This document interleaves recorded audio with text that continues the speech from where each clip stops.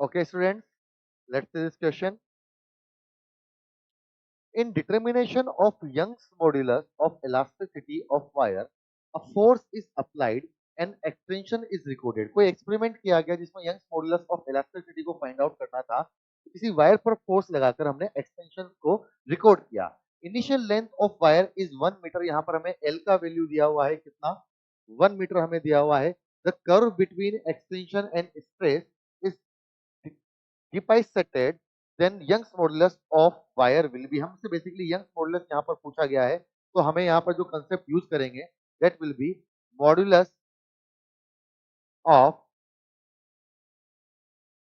Elasticity. Modulus of elasticity का हम लोग यहाँ पर कंसेप्ट यूज करेंगे।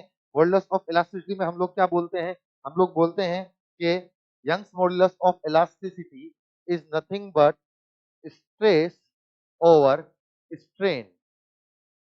अगर हम लोग यहाँ पर बात करें तो इस पॉइंट पर अगर बात करें तो इस पॉइंट पर जो स्ट्रेस है that is nothing but 4000 kilo Newton पर मीटर स्क्वायर। तो हम लोग स्ट्रेस को लिखना चाहिए 4000 इंटू 10⁻³ क्योंकि किलो दे रखा है, तो किलो न्यूटन पर मीटर स्क्वायर को अगर हम न्यूटन पर मीटर स्क्वायर में कन्वर्ट करें तो किलो के लिए हम लोग 10⁻³ को यहाँ पर मल्टीप्लाई कर देंगे। स्ट्रेन के लिए हम लोग लिखेंगे डेल्टा एल अपॉन एल।